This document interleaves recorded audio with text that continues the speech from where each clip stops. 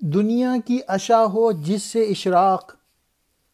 مومن کی اذاں ندائے آفاق، میں اصل کا خاص سومناتی، آبا میرے لاتی و مناتی۔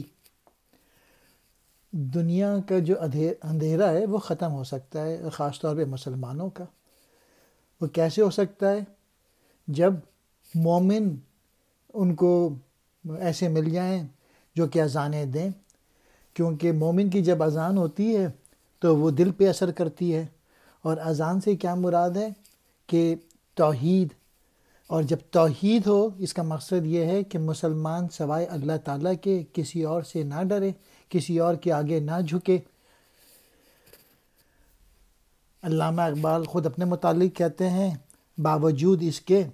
کہ میرے آبا جو تھے وہ لات اور منات کے ماننے والے تھے، یعنی برہمن تھے جو کہ کشمیر سے آئے تھے، اور میں ہوں میری اصل جو ہے یعنی سومناتی ہے،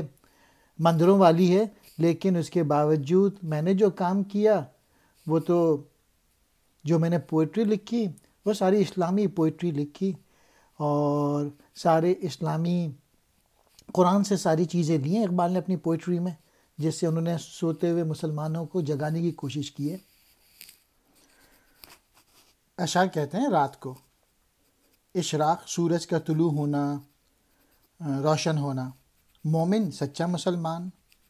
نادائے آفاق وہ آواز جو پوری دنیا میں گونجے، اصل کا بنیاد کا، خاص سومناتی